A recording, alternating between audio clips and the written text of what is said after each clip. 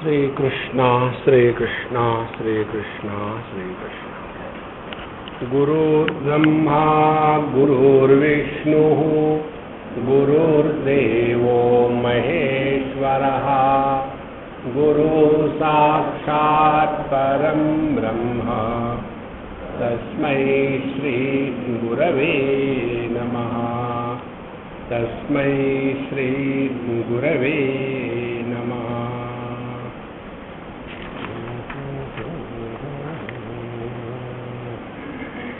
मग्नः स्वचित्तेन प्रविशेत प्राणादि स्थूल भावं तु त्यक्त्वा सूक्ष्म तथांतरम सूक्ष्मातीतं तु परमं स्पंदने लभ्यते यतः। साधना के क्रम में बहिर्मुखता से मुड़ करके अंतर्मुखता में आए, और अंतर्मुखता में आने का तात्पर्य है पहले हमने अपने मन को ठीक किया और फिर उस ठीक किए हुए मन को अपने चैतन्य के स्पंदन में लगाया। ऐसा करने से हम धीरे धीरे जगत से उपरत होकर के अपने स्वरूप में स्थित हो जाते हैं। यहाँ तक हमने कल देखा। इत्थं च परम पद प्रविष्टस्य अस्य वस्तु स्वाभाव्यात् यदा पुनः प्रसरणं भवति तदा, इस प्रकार से जो इस तत्व में अपने स्वरूप में निष्ठावान हो गया है, उसके अब जो अनुभव है उसके बारे में बताते हैं। प्राण समाचारे समदर्शनम। समदर्शनम, यह जो समत्व है यह आध्यात्मिक प्रगति का लक्षण है। चाहे आप कर्म योग ले लो, चाहे अष्टांग योग ले लो, चाहे भक्ति योग ले लो, चाहे ज्ञान योग ले लो, और यहाँ कश्मीरी शैवाइज्म में यह जो कुंडलिनी योग है, इनमें भी एक ही बात है। जैसे कर्म में हम देखते हैं सिद्ध सिद्धो समो भूत्वा समत्वम योग उच्यते, कर्म के सिद्धांत में। उसके बाद भक्ति के सिद्धांत में है समहा सर्वेषु भूतेषु मद्भक्तिम लभते परा। उसके पश्चात अष्टांग योग में पतंजलि के उसमें आता है आत्मौपम्येन सर्वत्र समम पश्यति अर्जुन। और ज्ञान में भी आता है कि जिसने इस एक तत्व को पहचान लिया है उसके जीवन में समत्व स्वाभाविक हो जाता है। और यहाँ भी यही कहते हैं कि जो इस तत्व में सिद्धि प्राप्त कर चुका है, प्राण समाचारे समदर्शनम। देखो, उत्सृज्य लौकिकाचारम अद्वैतम मुक्तिदम श्रयेद स समम सर्वदेवानां तथा वर्णाश्रमादिके द्रव्याणाम समतादर्शी स मुक्तः सर्वबंधनैः। यह जो समत्व है ये प्रारंभ होता है जगत से लेकर के अपने स्वरूप तक। समलोष्टास्म कांचनः, पहली बात जगत को लेकर के। यह जो योगी है उसके जीवन में चाहे पत्थर रहे, चाहे सोना रहे, चाहे मिट्टी रहे, ये सब का सब एक जैसा है, क्योंकि सभी का सभी केवल एक प्रतीति मात्र है। इसको जरा सूक्ष्मता से समझ ले। लेकिन ये उनके लिए कि जो तत्व को पहचानना चाहते हैं, जो दुनिया में कुछ करना चाहते हैं, उनके लिए नहीं। जैसे हम एक मिट्टी के ढेले को देखते हैं, तो मिट्टी के ढेले को देखने के लिए जो प्रक्रिया हो रही है वही प्रक्रिया होती है सुवर्ण के आभूषण को देखने के लिए। कोई अलग प्रक्रिया नहीं है।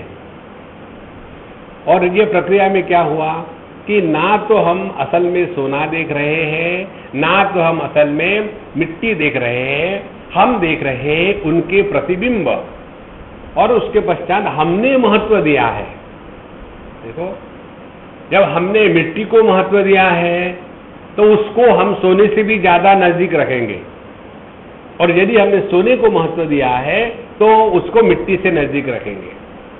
जैसे कहाँ गए थे हम, गंगापुर शायद, वहाँ एक विभूति की पहाड़ी कहते हैं, लेकिन वहाँ सपा बिल्कुल प्लेन ग्राउंड है और वहाँ विभूति नहीं, केवल मिट्टी है।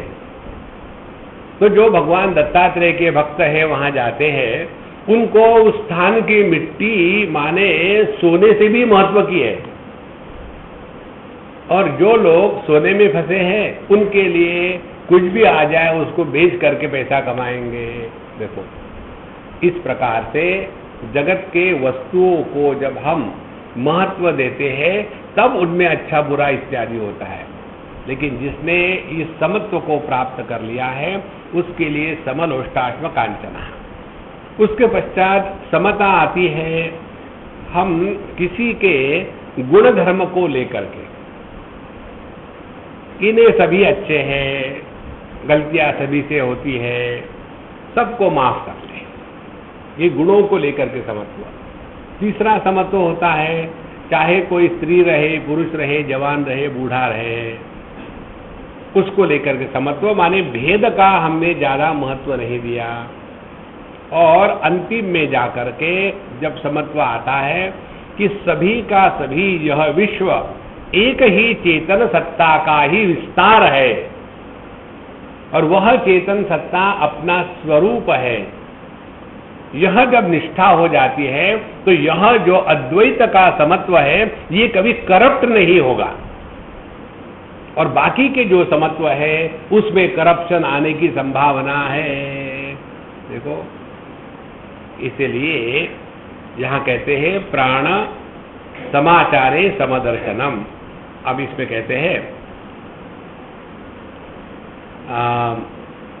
जब व्यक्ति ने अपने साधना के द्वारा ईड़ा पिंगला को कंट्रोल में ला करके सुषुम्ना में प्राण का संचार कर लिया तो वह सबके साथ एकत्व का अनुभव करता है।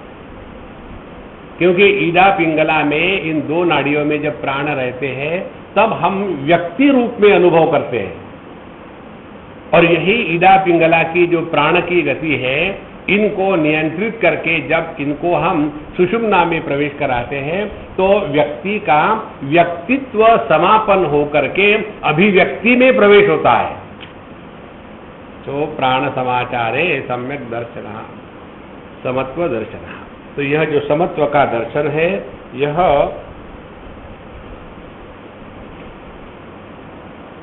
हमें सबके साथ एकत्व का दर्शन ले आता है। इसके बाद उत्सृज लौकिकाचार, तो सभी का सभी जो लौकिक आचार है, लौकिक आचार क्या है?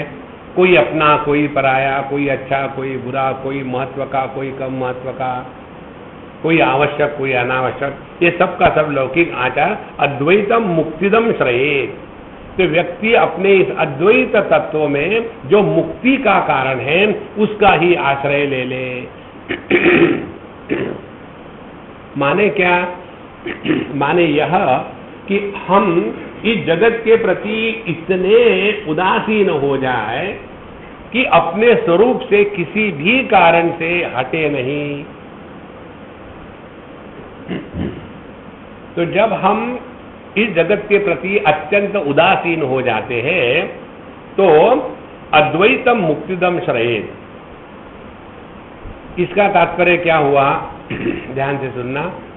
जगत के विषयों का हमने महत्व कम कर दिया तो उसका परिणाम हमारे मन में किसी भी प्रकार के विक्षेप आना बंद हो गए। जब मन में सभी प्रकार के विक्षेप बंद हो गए तो हमारा मन अब चैतन्य में लीन होने के लिए तैयार हो गया है। जैसे कहते हैं ना कि जब तक के हवाई जहाज एयर वर्दी नहीं होता तब तक के उड़ान नहीं भरता। तो एयर वर्दी होने के लिए हवाई जहाज को क्या करना पड़ता है? बड़ा जोर से दौड़ता है, इसीलिए उसको रनवे कहते हैं। बहुत जोर से दौड़ता है और जितना वो ज्यादा जोर से दौड़ेगा उतनी उसकी जो उसका जो वजन है वो वजन कम हो जाएगा और वो वजन कम होने के बाद वो आकाश में उड़ सकता है। इसी प्रकार से हम सबके दिमाग पर वजन है दुनिया का। ये दुनिया का वजन कैसा है? जगत को लेकर के इच्छाओं का प्रादुर्भाव होना, यही वजन है। देखो, कपड़े को यदि अनेक प्रकार की सलवटें हो तो यह जो सलवटों का वजन कपड़े पर होता है, अब देखो समझ लो इसको ठीक से, कपड़ों पर सलवटों का वजन यदि नहीं होता तो उसको हम इस्त्री क्यों करते? देखो, इसी प्रकार से मन पर इच्छाओं का, कामनाओं का जो वजन है, वही उस मन को चैतन्य से अलग रूप में प्रस्तुत करता है। तो इस प्रकार से जगत के प्रति सभी प्रकार की इच्छाएं खत्म हो गई, तो हमारा मन एकदम हल्का हो गया। और हल्का होने के बाद सहा समम सर्वदेवानाम यथा तथा वर्णाश्रमादिके द्रव्याणाम समतादर्शी, तो उसके लिए सभी देवता गण एकदम सम हो गए। अब कैसे देखो, ध्यान से सुनना। देवता माने क्षमता, आंखों की जो देखने की क्षमता है उसको कहते हैं सूर्य भगवान। कानों की जो सुनने की क्षमता है उसको कहते हैं दिग्देवता। माने हमारे जितने भी इंद्रिय इत्यादि कार्यरत है उनके पीछे यह देवताओं का होना आवश्यक है। देखो, अब कहते हैं जैसे आंखों की सूर्य देवता, कानों की जो दिग्देवता, नाकों की अश्विनी कुमार, जिह्वा की अग्नि देवता, रसना की वरुण देवता इत्यादि ये भिन्न देवता है। ये सभी देवता क्या है? ये सभी के सभी देवता इस मन का ही प्राकट्य है इंद्रियों के माध्यम से। और मन क्या है? मन है चेतन सत्ता का प्राकट्य। तो जो साधक अपने इस चेतन सत्ता में स्थिर हो गया है उसके लिए सभी देवता जो है वो अब सम हो गए हैं। उसके लिए किसी के भी प्रति राग द्वेष इत्यादि नहीं हो सकता। सहा समम सर्वदेवानाम तथा वर्णाश्रमादिके, फिर उसके लिए वर्ण आश्रम, कोई ब्राह्मण क्षत्रिय वैश्य शूद्र वर्ण का है, कोई ब्रह्मचारी गृहस्थ वानप्रस्थ सन्यासी है, ये सभी की सभी बातें उसके लिए एकदम कोई मायना नहीं रखती। एक बात ठीक से समझ लेना, हमको कई बार ऐसे लगता है कि हम बड़ी आध्यात्मिक साधना कर रहे हैं, और उस आध्यात्मिक साधना का अर्थ क्या करते हैं कि हमने ये पोथी पढ़ी, वो पोथी पढ़ी, हम रोज ये नियम करते हैं, हम इतना जप किए हैं, अब हमारी इतनी उम्र हो गई है लेकिन फिर भी हम सुबह उठ करके ठंडे पानी से नहाते हैं, भगवान को भोग लगाते हैं। अरे बाबा वो सब करो, जगत में आपका जो व्यवहार चल रहा है उसमें समत्व प्रकट हो रहा क्या? यदि उसमें समत्व प्रकट नहीं हो रहा है तो यह केवल आडंबर मात्र है। और फिर ऐसे व्यक्तियों में अन्य से अनेक प्रकार की अपेक्षाएं होती है, और जहां जीवन में अपेक्षा का प्रादुर्भाव हो गया वहां उपेक्षा आना स्वाभाविक है, और जहां उपेक्षा आ गई वहां आदमी को दुख होता है। और फिर हम कहते हैं कि देखो हम सबका भला करते हैं लेकिन कोई हमको अच्छा नहीं कहता। ये भला बुला किसी के नहीं करते, हम जिद्दी है, हम चाहते हैं दुनिया हमारे कहने के अनुसार चले। देखो, हम किसी को मिले थे, बूढ़ी अम्मा, 80-85 नॉट आउट, स्वामी जी मुझे आपको आकर के मिलना है, कुछ बात करनी है, तो मैं आपके यहाँ आ रही हूँ। बिल्कुल मत आना, मैं तुम्हारे घर आ जाऊंगा, क्योंकि मैं जब किसी के घर जाता हूँ तो I have freedom to leave. कोई मेरे घर में आके टिका तो मैं कहाँ जाऊं? इसी कारण से मैं किसी को अपने घर में नहीं आने देता। क्योंकि उनको तो वही टाइम होता है, नहीं चलो जाकर के स्वामी जी के साथ गप लड़ाएंगे घंटे भर, और मेरे वहां लाइन लगी रही थी कामों की, तो वो जब नहीं खत्म करूंगा सब इकट्ठा होता रहेगा। तो मैं आ जाऊंगा। मैं गया और उसके बाद स्वामी जी मुझे कुछ उपदेश करिए। हमने कहा क्या उपदेश करो अम्मा, तुमको सब कुछ मालूम है, तुमने बहुत पढ़ा है। हाँ वो तो ठीक है। और फिर 45 मिनट तक मुझे प्रवचन दिया। उस प्रवचन में 43 मिनट तक कंप्लेन। अब उनको क्या बता रहे हैं? हमने कहा आप बड़ी है कि वो बड़ी है? वो तो 30 साल की है। आप कितने साल की हो? 80। तो बड़ा कौन हो गया? तो समझ बड़े को होनी चाहिए कि छोटे को होनी चाहिए? लेकिन हम तो साधारण व्यक्ति है ना, आपके जैसे रियलाइज थोड़ी है। अब ये मेरा दोष है क्या? ये आध्यात्म नहीं है बाबा, ये आध्यात्म नहीं है। इसलिए यहां कहते हैं समम सर्वदेवानाम तथा वर्णाश्रमादि के। किसी भी व्यक्ति को देख करके यदि वर्ण आश्रमों के कारण उसमें अपनापन या तिरस्कार हो जाए तो हम अपने मन के गुलाम बन गए।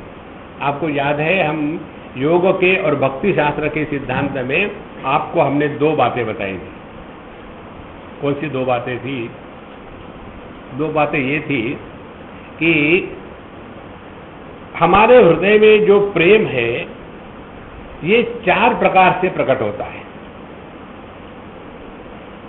जो प्रेम बड़ों के प्रति है वह आदर के रूप में प्रकट होता है, और जो अपने ही उम्र के हैं उनके प्रति मित्रता के रूप में प्रकट होता है। अद्वेष्टा सर्वभूतानां मैत्रः करुण एव च। और जो हमसे छोटे हैं उनके प्रति क्षमा की भावना से। और जो प्रॉब्लमेटिक है, हर जगत में प्रॉब्लमेटिक लोग होते हैं, ऐसा नहीं कि वो बुरे हैं, लेकिन प्रॉब्लमेटिक होते हैं। तो ऐसे लोगों से क्या करें? उनसे एकदम उदासीन रहे, दूर रहो बाबा, दूर रहो बस। कई बार लोग हमको पूछते स्वामी जी हम आपकी सेवा करना चाहते, क्या करें? करोगे या झूठ मूठ बोल रहे? नहीं नहीं, सच्ची हम आपकी सेवा करना चाहते, दूर रहो। इससे बढ़कर के और कोई सेवा नहीं है। देखो तो तथा वर्णाश्रमादि के द्रव्याणाम समदर्शित्व, और सभी द्रव्य वस्तुओं के प्रति जो समत्व आ गया है, समुक्तः सर्वबंधन ही, वो सभी प्रकार के बंधन जो है अनात्म वस्तु के और अनात्म वस्तु के साथ व्यवहार के कारण जो बंधन निर्माण होते हैं वो सब के सब खत्म हो जाते हैं। इसलिए वह सबके साथ अब एक हो गया है। प्राण समाचारे समदर्शनम। तो समदर्शनम क्या हो गया कि इस जगत में साधना का तात्पर्य है अपने मन के समत्व को नष्ट नहीं होने देना, यही साधना है। क्या गड़बड़ी हो जाती है मालूम है? हमको साधना का अर्थ ऐसा लगता है कि इन्होंने बड़ी साधना करी है, ये सुबह 4 बजे उठ जाते हैं। एक आध दिन किसी कारण से नींद नहीं खुली 4 बजे तो दिन भर तबला बजाते हैं, पता नहीं आज क्या हो गया, सुबह नहीं उठ पाया मैं, आया। अरे कभी भी सो कभी भी उठ, से कोई फर्क नहीं पड़ता। या आपने हमको पहले क्यों नहीं बताया?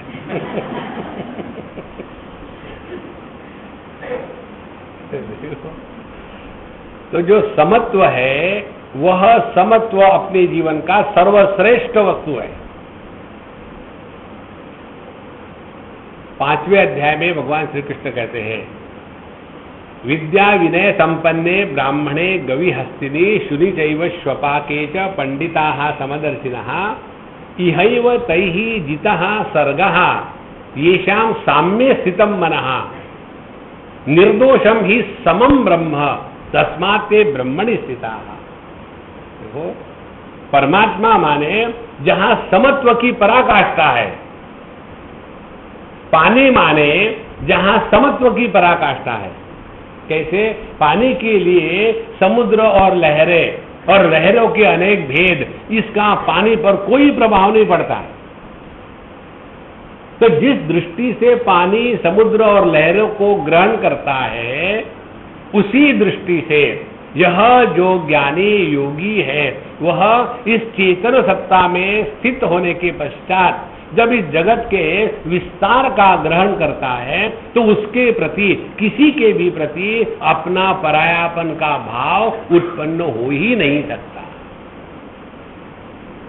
ये उदाहरण हमने आपको दिए पहले भी। मन के लिए चाहे इंद्रिय आंख हो या नाक हो, मन के लिए कोई अपना पराया नहीं है। देखो, इसी प्रकार से इस चेतन सत्ता में स्थित होने वाले के लिए फिर चाहे वह देह मनुष्य का रहे या पशु पक्षी का रहे, उससे उसको कोई मतलब नहीं, क्योंकि उसका ध्यान उपाधि के तरफ नहीं है, बल्कि वह तत्व जो उपाधि से प्रकट हो रहा है उसके तरफ है। अब ये बात कठिन नहीं है, हम करते हैं रोज, सिर्फ इसको पहचानना है। जैसे अपना छोटा सा बच्चा, चारों तरफ से गंदगी है, क्योंकि उसके माँ ने उसको खाने के लिए सुबह सुबह केला दे दिया। और ये साउथ इंडियन लोग जो केला खाते हैं ना, वो केले की चमड़ी को हाथ में रख करके नहीं खाएंगे, पहले चमड़ी निकाल करके उसको हाथ पे पकड़ लेंगे। अरे राम, अरे डर्टीनेस की पराकाष्ठा। अब वो छोटा बच्चा, अब उसको क्या मालूम कैसे कितने जोर से पकड़ना है, वो कस के पकड़ता है।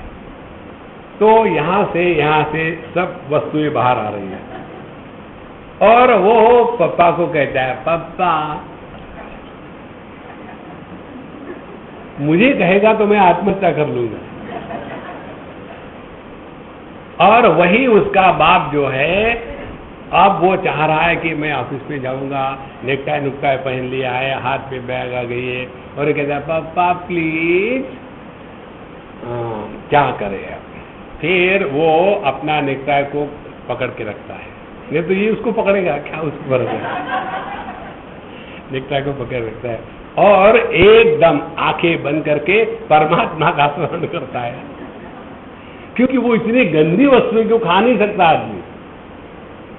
देखो, लेकिन जब हमने उस बच्चे में अपनी अभिव्यक्ति देखी तो उस अभिव्यक्ति का सौंदर्य या उस अभिव्यक्ति की गंदगी दोनों भी हमको स्पर्श नहीं करती ना।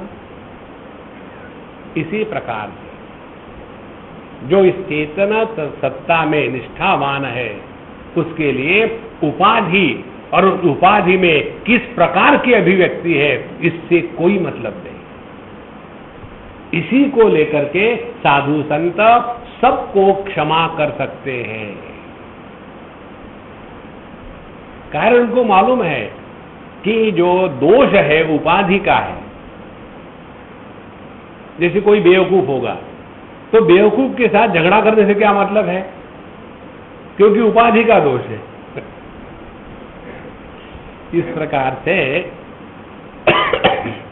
अपने स्वरूप में स्थित होने से हम सबके साथ समत्व का व्यवहार करते हैं। निर्दोषम ही समम ब्रह्म। तो यह परमात्मा, परब्रह्म परमात्मा यदि सबके प्रति सम नहीं होगा तो हम कहेंगे कि परमात्मा की ऐसी दृष्टि होगी कि ये जो ईंट पत्थर है इनके प्रति वो एकदम घृणा करता है और ज्ञानियों के प्रति बड़ा प्यार करता है। आहा, इसलिए समत्व अपने जीवन का सर्वोच्च स्थान है। इस समत्व में जब निष्ठा प्राप्त करनी है, इसको समझेंगे तब सवाल आता है समत्व कैसा।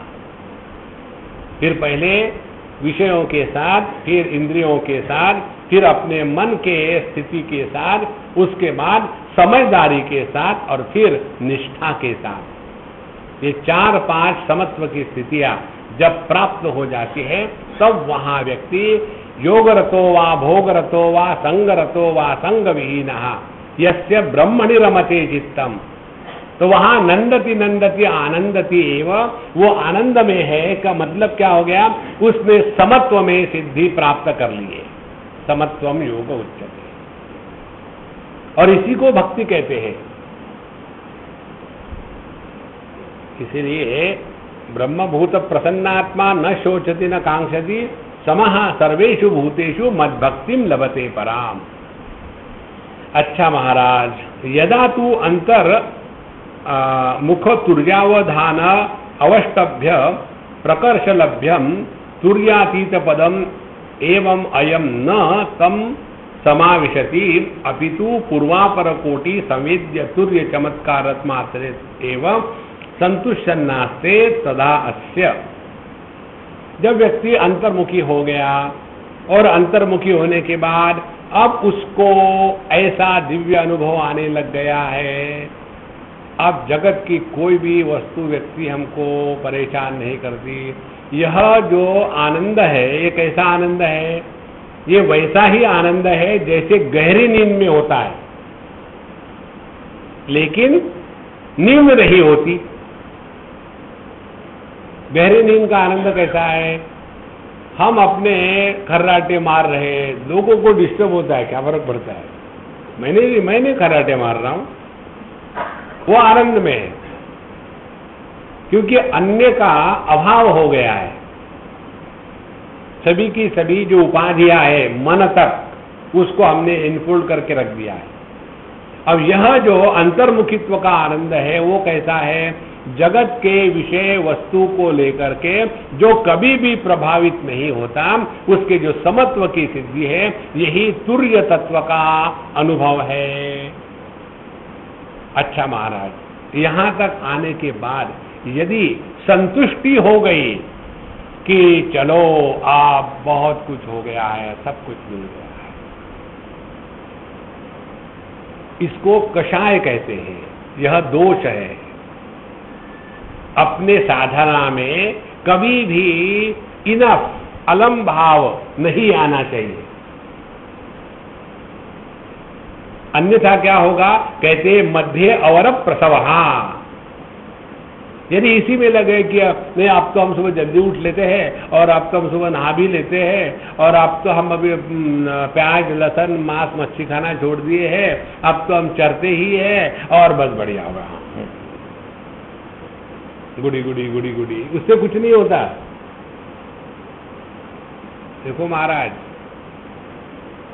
अपनी साधना को लेकर के संतोष नहीं होना चाहिए। इसी बात को तुलसीदास जी या भक्ति शास्त्र में कहते हैं, जिसको भगवान राम का नाम लेने से ऐसे लगता है कि मैंने बहुत भगवान का नाम ले लिया है, उसने भगवान के नाम का रस चखा ही नहीं। देखो, राम नाम के रस में ऐसा रस है कि उसमें कभी संतुष्टि नहीं होती। संतोष यदि आ गया है तो समझ लेना शिथिलता आएगी। संतोष होना चाहिए दुनिया के भोगों में, अपने स्वरूप में निष्ठा में संतोष नहीं। इसीलिए यहां कहते हैं तुर्यातीत पदम, वह पद जो तुर्यावस्था के परे है। तो तुर्यावस्था के परे है माने क्या? कि जहां अब यह जगत का होना न होना यह संपूर्ण समाप्त हो गया है। ध्यान से सुनना, जागृत 1, स्वप्न 2, सुषुप्ति 3, इन तीनों में जो एक अनिश्चित तत्व है वह तुरीय चौथा। तो यह जो तुरीय तत्व है अपने अनुभूतियों को लेकर ही हमने प्रकट किया है या पकड़ लिया है। तुरीयातीत क्या है? तुरीयातीत माने ये नहीं कि मैं तो तुरीय तत्व हूं, लेकिन पब्लिक अभी यही फंसी हुई है। देखो, इसीलिए यह शब्द तुरीयातीत जो इस योग शास्त्र में प्रयोग किया जाता है, इसका यही तात्पर्य है कि हम केवल अपने को परब्रह्म रूप में अनुभव ना करें, बल्कि यह संपूर्ण विश्व केवल अपना ही विस्तार है। आत्मौपम्येन सर्वत्र समं पश्यति अर्जुन, सुखम वा यदि वा दुखम स योगी परमो मतः। 6वें अध्याय में भगवान कहते हैं इसी प्रकार से सर्वभूतस्थमात्मानं सर्वभूतानि चात्मनि ईक्षते योग युक्तात्मा सर्वत्र समदर्शिना। सब में अपने को अनुभव करना और सबको अपने में अनुभव करना, इस समत्व की स्थिति को कहते हैं तुरीयातीत। देखो, तो यह तुरीयातीत तत्व की उपलब्धि यदि नहीं हुई और हम पूर्व अपर कोटि संवेद्य तुर्य चमत्कार मात्र संतुष्टन, हमको इसी में, पहले तो मुझे बहुत गुस्सा आता था, आजकल गुस्सा कम हो गया, हम बड़े खुश हो गए।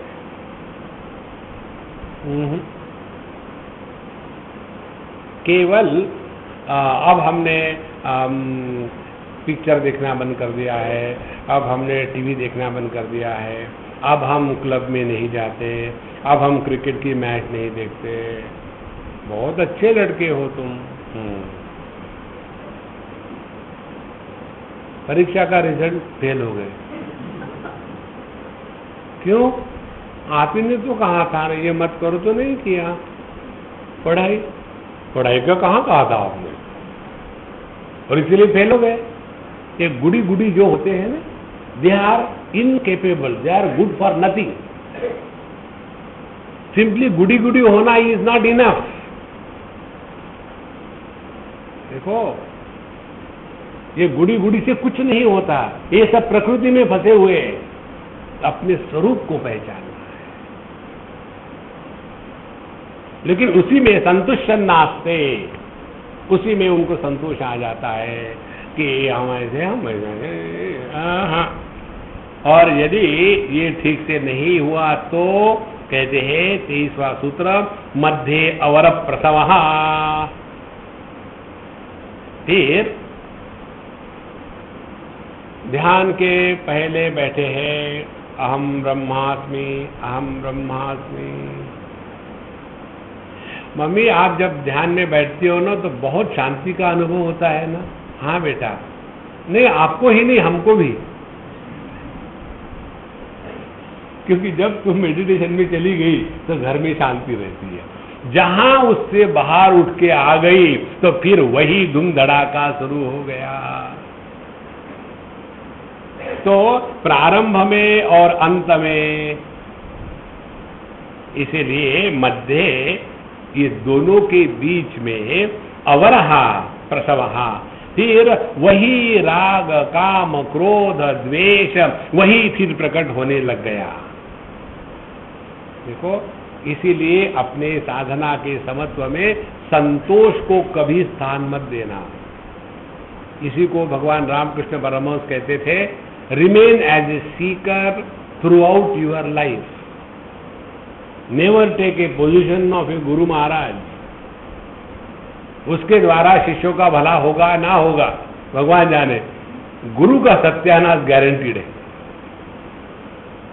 देखो, इसीलिए मध्य और प्रसवहा, वासना मात्र लाभेपि जो अप्रमत्तः न जायते तमनित्येषु भोगेषु योजयन्ति विनायकाः तस्मान्न तेषु संसक्तिः कुर्वितोत्तम वांछया। उत्तम वांछया, जो अपने जीवन में परमात्मा के सिवा और कुछ भी नहीं चाहता, उसके लिए कहते हैं वासना मात्र लाभेपि यहाँ अप्रमत्तः न जायते।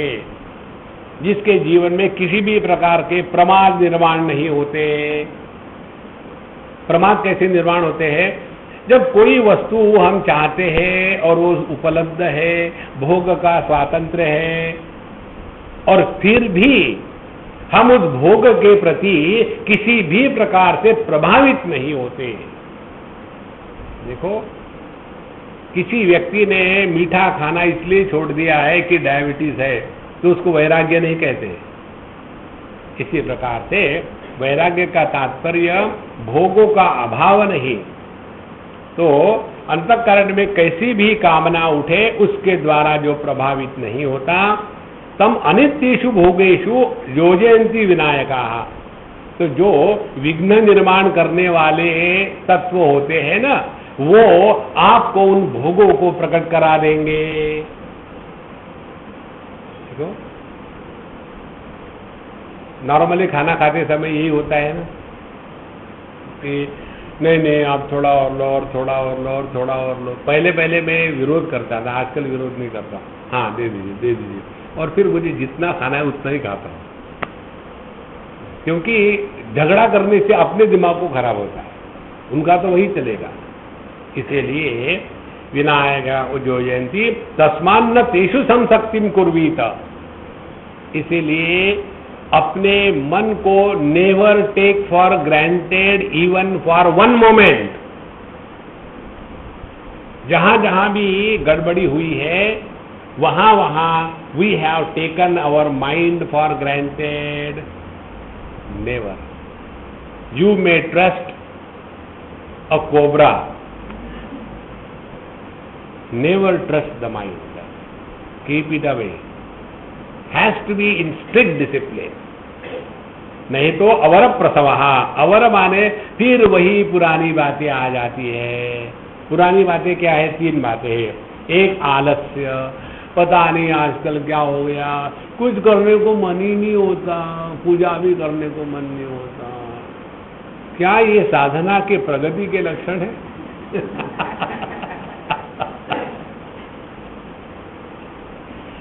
देखो,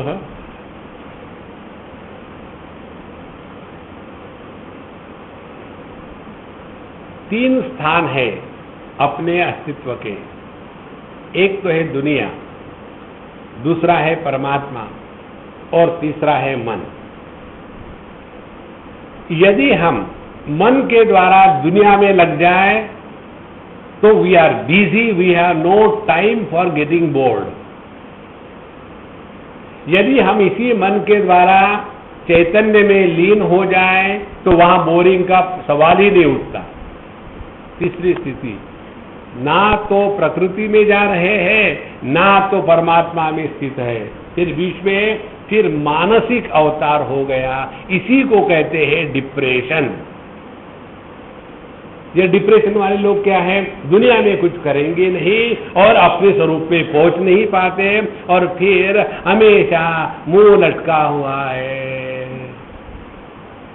आपकी शादी हो गई है क्या? नहीं, मेरा चेहरा ही वैसा है। देखो, इसीलिए संतो, ये जो अवर, जो अनावश्यक निम्न कोटि के, यही विचार हम पर प्रभाव डालेंगे।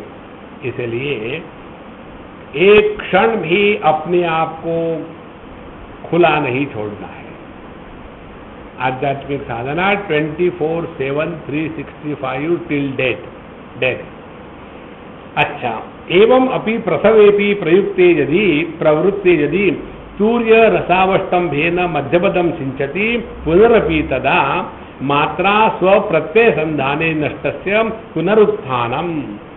अब 24वें श्लोक में कहते हैं, सूत्र में कहते हैं, इस प्रकार से यदि हम कहीं भटक गए, एवं प्रसवेपि प्रवृत्ते, यदि हम बीच में कहीं इधर उधर भटक गए तो कोई बात नहीं। सूर्य रस अवष्टंभेन मध्य पदम सिंचती पुनः, तो कोई बात नहीं, let's go back again, start. Never never give up. ये हर एक के जीवन में होता है। देखो, बच्चे जब बढ़ते हैं ना, तो उनके यदि वेट आप लो तो उसका जो रिग्रेशन लाइन होगी, it will not be a straight line. कभी बढ़ेगा, कभी नहीं बढ़ेगा, कभी कम होगा, कभी बढ़ेगा, ऐसा overall there will be a growth. जैसे आप चले जाओ बद्री केदार, तो वहां रास्ता सीधा का सीधा ऐसा ऊपर ऊपर नहीं है। कई बार ऊपर जाता है, फिर नीचे आता है, फिर ऊपर जाता है, फिर नीचे आता है। ऐसा करते करते ultimately it reaches the peak in the same manner. अपने साधना में भी ये ऊपर नीचे आना स्वाभाविक है, लेकिन नेवर माइंड, फिर सूर्य रस अवष्टंभेन, फिर अपने इस तुरीया तत्व को समर्पित कर दे।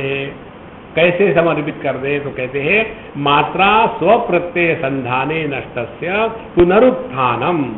मात्रा का तात्पर्य है विषय। तो प्रत्येक विषय में अब प्रतिबोध विदितम मतम, अपने केनोपनिषद में आता है, प्रत्येक अनुभूति हमको ध्यान का अभ्यास करने का मौका है। यत्र यत्र मनोयाति तत्र तत्र समाधया।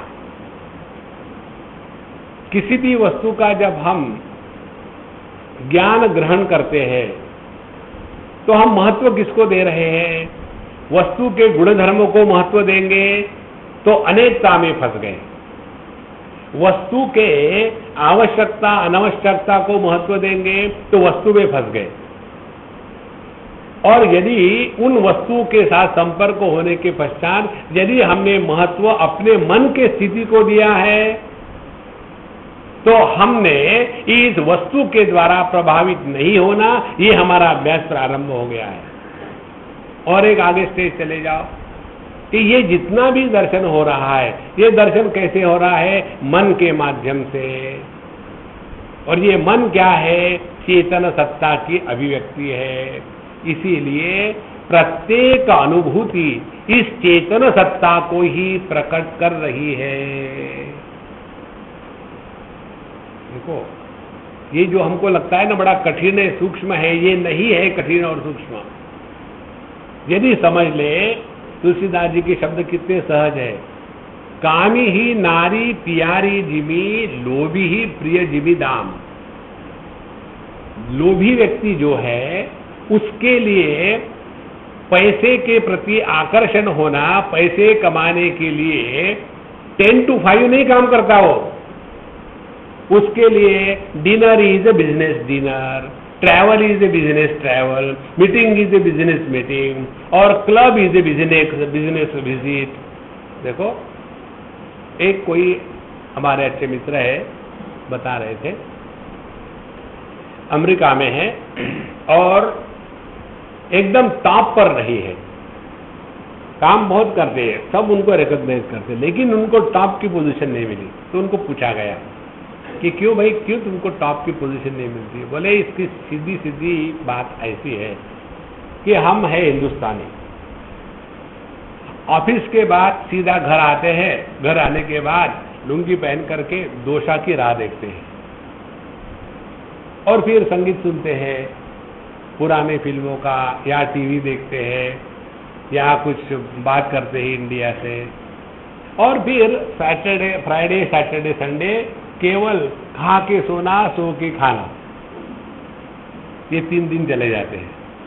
और जितने भी बिजनेस डील होते हैं वो सभी के सभी होते हैं क्लबों में, पार्टियों में और रिट्रीट सेंटरों में। वहां हम लोग जाते नहीं, क्योंकि हम घास खाने वाले हैं, मांस नहीं खाते, हम दूध पीने वाले हैं, दारू पीने वाले नहीं हैं। और जितनी भी बड़ी बड़ी कंपनियां हैं उनके सभी के सभी जो डील्स है वो ऐसे स्थानों पर होते हैं और हम वहां फिट नहीं है, इसीलिए हमको ऊपर नहीं ले जाने देते वो।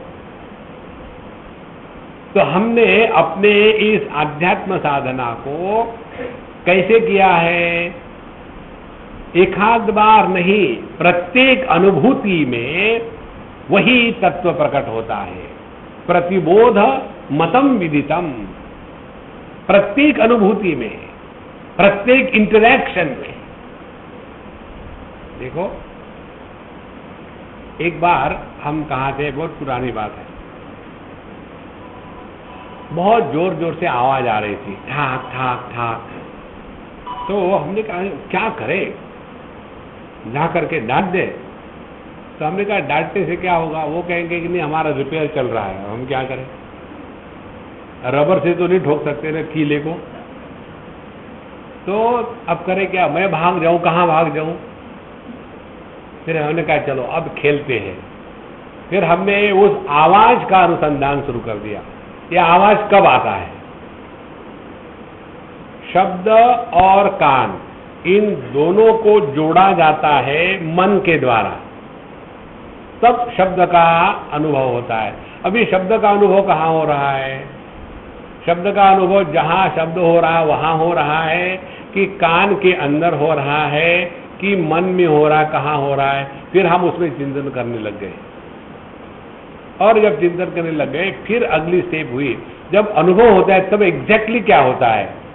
तब पता चलता है कि जैसे स्पंदन हो रहा है, और जब उसके भी आगे चले जाओ कि इस स्पंदन को प्रकाशित करने वाला जो तत्व है, शब्द रहे या न रहे, इसके द्वारा जो प्रभावित नहीं होता वह तत्व है। और जब हमने इस प्रकार से अभ्यास शुरू कर दिया, उसके पश्चात बड़ा मजा आने लग गया। देखो,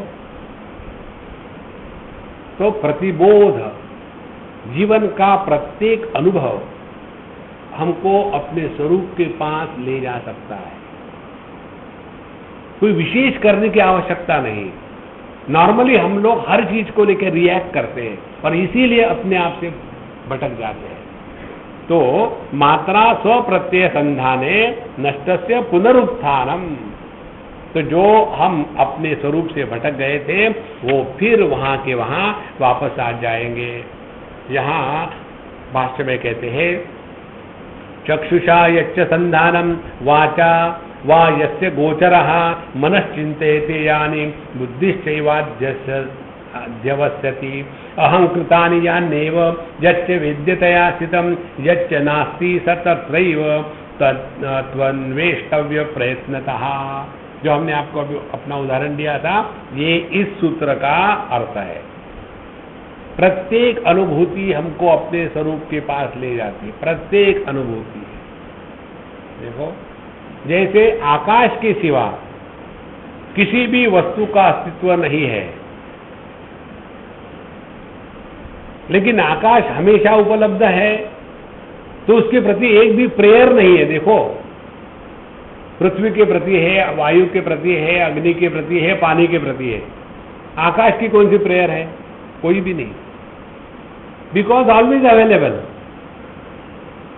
सूर्य के प्रति प्रेयर क्यों है? वो चला जाता है फिर आता है, चला जाता है फिर आता है।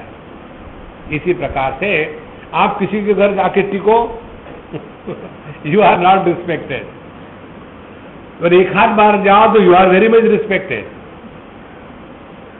देखो, तो यह जो परमात्मा तत्व है ये नित्य उपलब्ध है, इसीलिए इसको रिस्पेक्ट नहीं करते, वी टेक फॉर ग्रांटेड।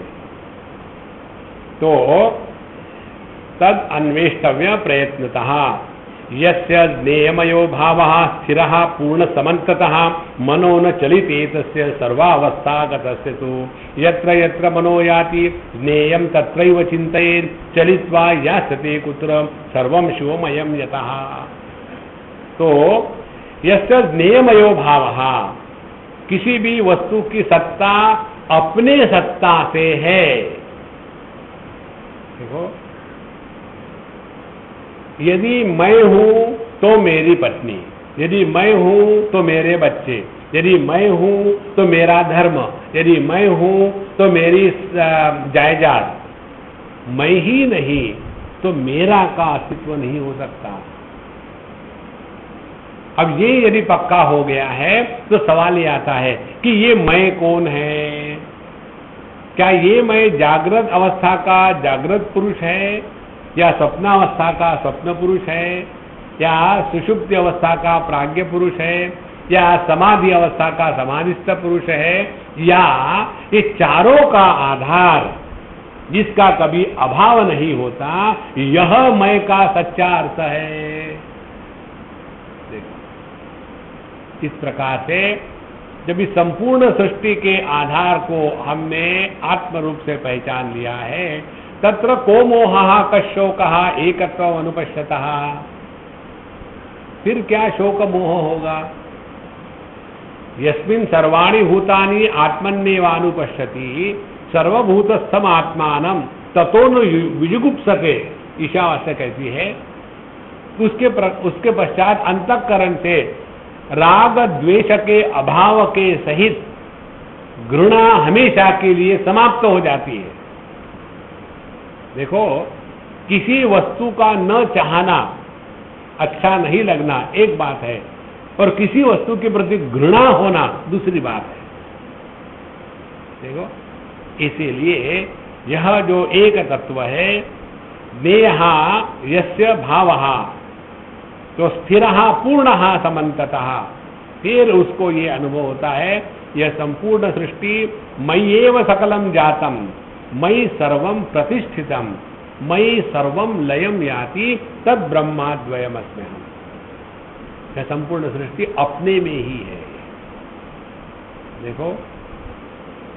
और जिसको हमने मैं के रूप में ग्रहण किया है उसके प्रति राग द्वेष घृणा इत्यादि निर्माण नहीं होती। हम अपने बच्चे के बेवकूफी को बड़ा प्यार से स्वीकार करते हैं क्योंकि उस बच्चे में हमने अपने आप को देखा है। और वही दूसरा व्यक्ति कहेगा पता नहीं इसके मूर्ख लोग होते हैं, बेवकूफ होते हैं, लेकिन मेरा बेटा नहीं, वो बेवकूफ नहीं है, ही इज नॉटी। देखो, दूसरे के बच्चे जो है बेवकूफ है, मूर्ख है, और अपना नॉटी, बजा सोना बेटा बदमाश है। ये जो तोतले बोलते हैं ना बड़े बड़े लोग, ये मूर्खता की पराकाष्ठा है। नारायण। मनो न चलिते तस्य सर्वावस्था गतस्य तु। फिर इसका जो मन है किसी भी प्रकार से विचलित नहीं होता। कारण क्या? उसने सबको आत्म रूप से, आत्मभाव से स्वीकार कर लिया है। इसलिए यत्र यत्र मनोयाति ज्ञेयम तत्रैव चिंतयेत्। तो जो जो हम अपने मन के द्वारा ग्रहण कर रहे हैं वहां अपना ही स्वरूप है। देखो,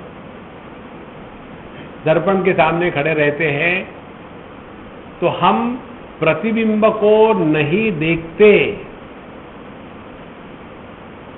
हम अपने को देखते हैं। इसीलिए समझो दर्पण गड़बड़ी वाला हो, कॉर्रुगेटेड हो, तो उसमें अपना प्रतिबिंब कैसा दिखेगा? तो क्या उसको लेकर के गुस्सा आता है? नहीं, ये दर्पण का दोष है। इसी प्रकार से जो इस जगत में व्यवहार करते समय अपने स्वरूप में निष्ठावान होकर के रहता है, और कोई आदमी समझो बेवकूफ है, लेकिन ये मेरा लड़का बेवकूफ क्यों है? दर्पण का दोष। इस प्रकार से चलित्वा यासते कुत्र सर्वम शिवमयम यतः, क्योंकि सभी का सभी एक ही परमात्मा तत्व है, जिसको यहाँ शिव तत्व कहा है। भक्ति में भगवान कहते हैं, वेदांत में ब्रह्म कहते हैं, चाहे जो मर्जी कह लो। विषयेषु च सर्वेषु इंद्रियार्थेषु च स्थितः तत्र तत्र निरूप्येत ना शिवम विद्यते क्वचित्।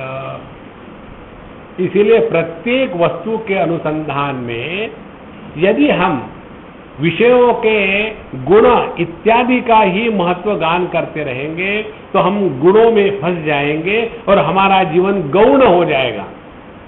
गौण का तात्पर्य दो प्रकार से, गौण माने सेकेंडरी, गौण माने गुणों में जो फंसा है। तो कहते हैं विषयेषु च सर्वेषु इंद्रियार्थेषु च स्थितः तत्र तत्र निरूप्येत। तो चाहे विषय रहे वो अस्तित्व रूप से है, इंद्रिय रहे अस्तित्व रूप से है। इंद्रियों में विषय का प्रतिबिंब होकर के मन उसको ग्रहण करता है, और यह मन भी अस्तित्व रूप से है। और इस मन की जो स्थिति है वो इसी शुद्ध चेतन सत्ता का प्राकट्य है। इस प्रकार से सब में एक तत्व मात्र है। इधर हमारा ध्यान अखंड रूप से रहे, तब हम 24 घंटे में 24 घंटे साधना कर रहे हैं। अब देखो, जिस व्यक्ति को अपनी साधना में लगना है उसको लोगों से कोई मतलब नहीं। देखो, जिसको दुनिया को लेकर के विक्षेप होते हैं, प्रश्न आते हैं, वो अभी साधक के रूप में पैदा नहीं हुआ है। उसको अभी समाज सेवा करनी है, दुनिया का भला करना है। और जब पता चलेगा कि ये दुनिया कुत्ते की दुम है, फिर चले जाओ, महाराज जी कितना हमने किया लेकिन दुनिया कुत्ते की दुम है, अब क्या करें? वो दुम को काट के अपने को लगा लो।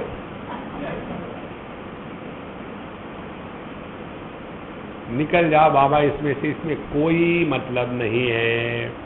अच्छा, इत्थम आसादित प्रकर्षो योगी, इस प्रकार से इस योगी ने अत्यंत सूक्ष्मता से अपने आप को इसी चेतन सत्ता में, शिव तत्व में निष्ठा प्राप्त करा के रखना है। यही साधना करते करते करते करते फिर क्या होगा? शिवतुल्य जायते। फिर उसमें और परमात्मा में कोई फर्क नहीं रहता। शिवतुल्य जायते। तुर्य परिशीलन प्रकर्षात् प्राप्त तुर्यातीत पदः परिपूर्ण स्वच्छ स्वच्छंद चिदानंद घनेन शिवेन भगवता तुल्यः। इस प्रकार से जो एक ही इस तत्व में लगा रहा है, अब जगत की कोई भी वस्तु, व्यक्ति, अनुभूतियां उसको अपने स्वरूप से विचलित नहीं कर सकती। फिर क्या हो गया? तुर्यातीत पदः। इसी को कहते तुर्यातीत। माने क्या हो गया? 3-4 स्टेज से ध्यान से सुन लेना। पहले देह माना, देह से अलग हो गए जीव माना, जीव का अनुसंधान किया आत्मा माना, आत्मा का अनुसंधान किया मैं तो ब्रह्म हूं, ये हो गया तुरिया। और ब्रह्म मात्र है, ये हो गया तुरियातीत। देखो, तुरियातीत माने अब वहां गिनती खत्म हो गई, एकमेवा द्वितीय। क्योंकि तुरीय को भी तुरीय क्यों कहते हैं? क्योंकि पहले तीनों को गिना है, इसीलिए चौथा। ये हमारा चौथा बच्चा है। अच्छा, पहले तीन क्या करते? पहले तीन है ही नहीं, ये चौथा कैसा हो गया? तुरीय है।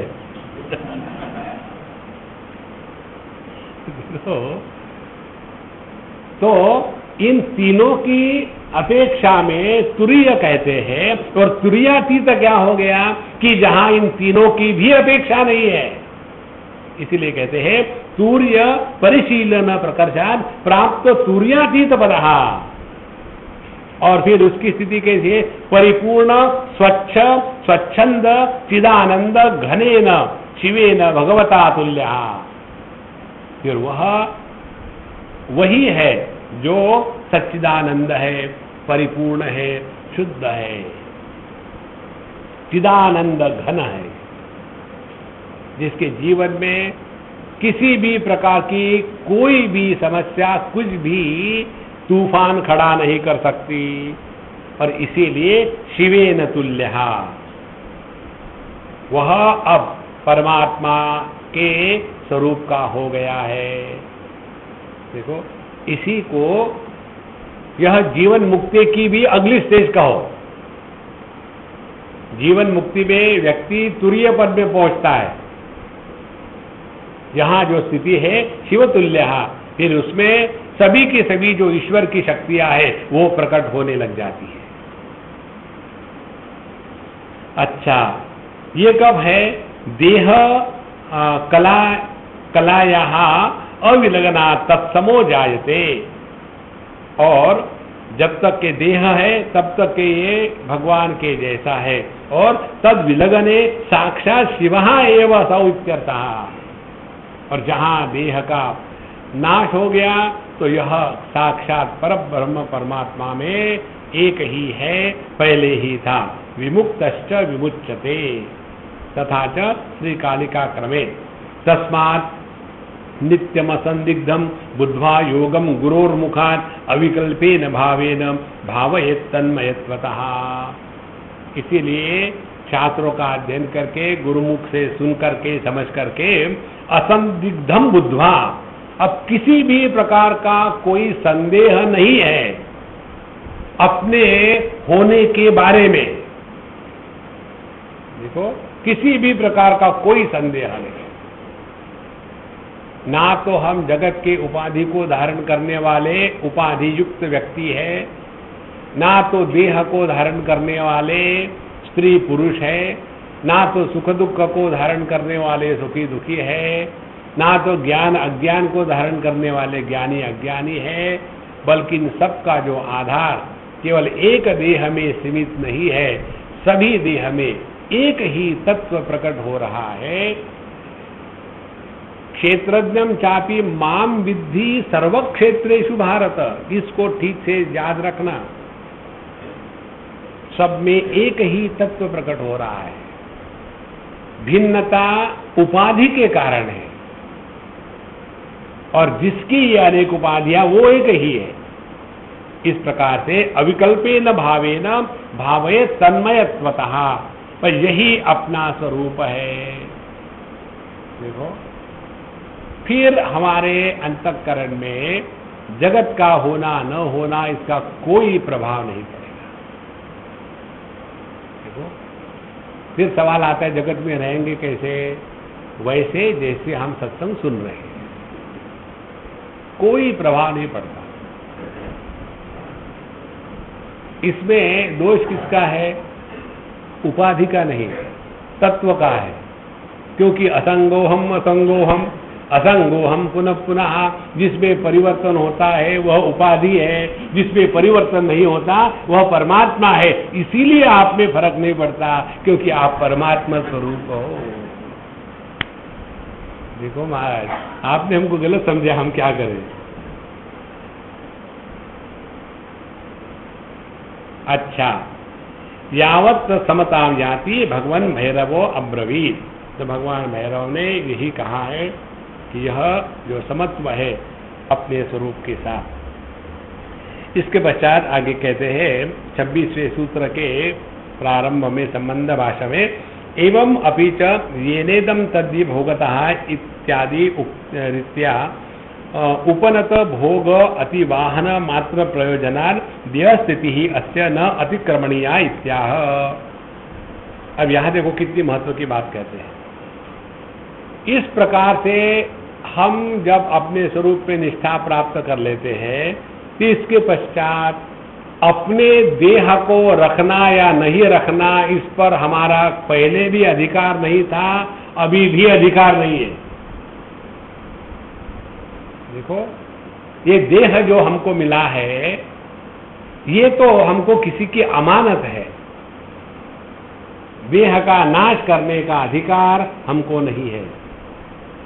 देखो, क्योंकि देह तो माँ बाप ने पैदा किया है ना, तो उसको हम अपने को मार डालेंगे, हम अपनी आत्महत्या करेंगे। You have no freedom. देखो, तो फिर क्या करें? तो कहते हैं कि जिस कार्य के लिए इस देह का निर्माण हुआ था, वह कार्य परमात्मा उस देह के माध्यम से करा लेगा। देखो कितनी सूक्ष्म बात है। मुझे ये करना है, मुझे वो करना है, मुझे ऐसा करना है, स्कूल खोल ले, कॉलेज खोलना है, अरे बहुत हो गया। ये बात हमको हमारे स्वामी जी ने बताई थी, कितनी महत्व की बात है। पहले अपनी औकात पहचानो। हम ये करेंगे, वो करेंगे, उस करने के लिए लायक हो गया। जब हम अपना कोई छोटा मोटा कार्य करना चाहते हैं, तो देखते हैं कि जिसको हम काम दे रहे हैं वो व्यक्ति लायक है या नहीं। और यदि ये हमने नहीं पहचाना तो फिर क्या करेंगे? कंप्लेन करेंगे। जैसे एक छोटा सा बच्चा है, वो कहता है, Amit ji I want to do something for you. अब वो इतना प्यार से पूछ रहा है, अब उसको हमने देखा छोटा सा है, उसको कहेंगे अच्छा वो मेरा जो पुस्तकों की अलमीरा है ना, उसको जरा हिला देना। तो ये तो हमारी बेवकूफ़ी हो गई ना। भगवान बेवकूफ़ थोड़ी है, वो भी देखता है कि कोई भी भगवान का संकल्प पूरा कराने के लिए कौन अधिकारी है, कौन लायक है। देखो संतो, इसीलिए अपने देह पर अपना कोई अधिकार नहीं। अपने देह के माध्यम से क्या करना है, इसका निर्णय लेने वाले कन्हैया लाल है। हमको कुछ नहीं करना है दुनिया में। जो भी कुछ हो रहा है उसकी मर्जी है, उसकी मौज है। देखो, किसी भी प्रकार के संकल्प विकल्प आपके अंतःकरण में उठेंगे नहीं। ये एक्सपेरिमेंट आपने 1000 बार किया होगा। सोने के पहले एक छोटा सा संकल्प ले लो, छोटा सा संकल्प, ज्यादा बड़ा नहीं। सुबह में आपको 4 बजे उठ करके नहा धो करके मेडिटेशन करना है। क्योंकि स्वामी जी ने कल बताया कि जो लोग 4 बजे के बाद सोते रहते हैं, वो अगले जन्म में खटमल बनते हैं। मुझे खटमल नहीं बनना है, अब उठना ही नहीं। अब सुबह 4 बज गए, नींद भी खुल गई। आज तक तो कभी किया नहीं था, तो क्या फर्क पड़ा? खामोखा में स्वामी लोगों को नींद आती नहीं, हम खुद होने देते नहीं। चलो सो जा, बाद में देखेंगे। एक तो ये होगा, दूसरा ये होगा सुबह 4 बजे के पहले 40 बार उठ जाएंगे कि लेट तो नहीं हो गए, फिर लेट तो नहीं हो गए, फिर सो गए। एक संकल्प आपको रात भर सोने नहीं देता, और हमारे अंदर में संकल्प का तूफान है। देखो महाराज, इसीलिए संकल्प प्रभवान कामान त्यक्त्वा सर्वान अशेषता, 6वें अध्याय में भगवान कहते हैं, किसी भी प्रकार के संकल्प को लेकर के ये करना, वो करना, ऐसा करना, वैसा करना, इस चक्कर से अपने आप को बचा लो। नारायणा, देयरफॉर ये जो शरीर है, ये जिस कार्य के लिए प्रभु ने निर्माण किया है, वो अपना कार्य करेगा। तो इस शरीर का हमारे दृष्टि से क्या प्रयोजन है और भगवान की दृष्टि से क्या प्रयोजन है? हमारे दृष्टि से प्रयोजन ये है कि इस शरीर को फिट रखना, ताकि भगवान हमारे माध्यम से जो चाहे काम करवा ले। सेवा करने के लिए पहली रिक्वायरमेंट होती है, यू शुड बी हेल्दी। जो व्यक्ति स्वयं स्वस्थ नहीं है, दूसरे की क्या सेवा करेगा? और स्वास्थ्य शारीरिक नहीं, केवल शारीरिक, मानसिक, बौद्धिक, तीनों प्रकार का। यदि बौद्धिक स्वास्थ्य ना हो तो क्या होगा? जैसे हमने एक कहानी पढ़ी थी, एक बंदर था, एक राजा का बड़ा दोस्त, हमेशा राजा के साथ सर उंगली पकड़ के चलता था। एक बार दोपहर को खाना खाने के पश्चात राजा ने सोचा 10 मिनट में लेट जाऊं, तो उसको बंदर को बताया मैं लेटता हूं, बैठे रहो। तो बंदर बैठ गया और राजा सो रहा है, और एक मक्खी वो आती थी, नाक पर बैठती थी राजा के, तो ये उठाता था बंदर। दूसरी बार उठाया, तीसरे बार उठाया, बंदर और मक्खी कंपटीशन शुरू हो गई। मक्खी शांत है, स्थित प्रज्ञ है, और बंदर को आ गया गुस्सा, नहीं जाती नहीं जाती, देखता हूं देखता हूं, और इतना बड़ा पत्थर उठाया, अब बैठ अब बैठ। और जैसे बैठी वो पत्थर मार दिया, मक्खी तो नहीं मरी, राजा का सत्यानाश। तो तीनों प्रकार का स्वास्थ्य, शारीरिक, मानसिक, बौद्धिक, इसलिए यहां कहते हैं शरीर वृत्ति व्रतम।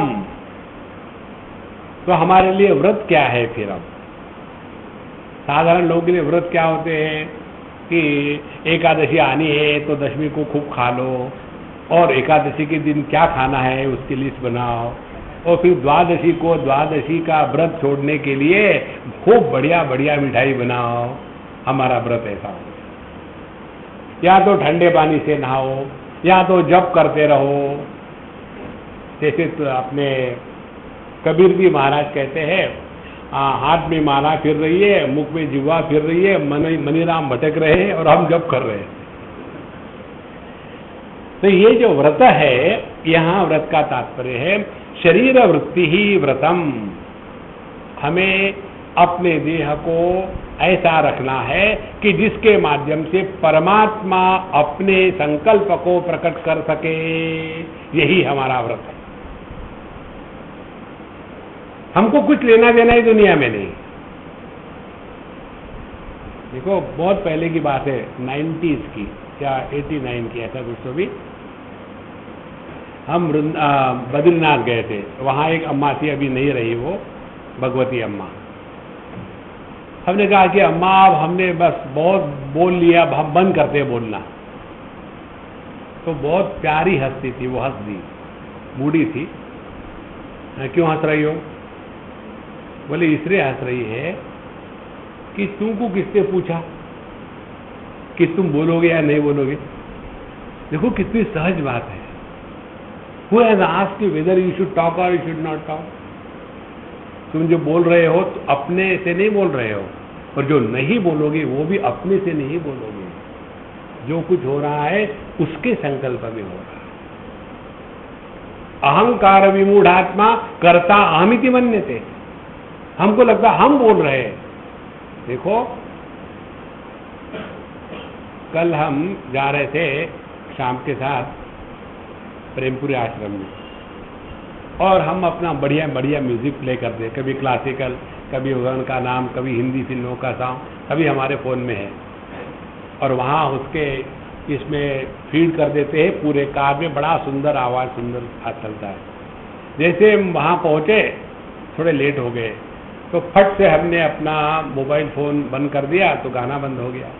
फिर हमने शाम को कहा देखो भगवान ऐसा ही करता है, अब ये गाना पूरा होने दो ना।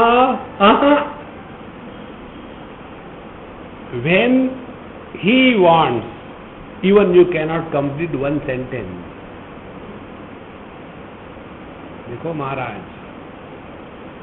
उसके प्रति समर्पित होना यही व्रत है। शरीर वृत्ति व्रतम। और इसके बारे में बड़े सुंदर और सूक्ष्म विचार है, इसको हम कल देखेंगे। ओम पूर्णमदः पूर्णमिदं पूर्णात् पूर्णमुदच्यते पूर्णस्य पूर्णमादाय पूर्णमेवावशिष्यते। ओम शांति शांति शांति। ओम श्री गुरुभ्यो नमः। हरि ओम।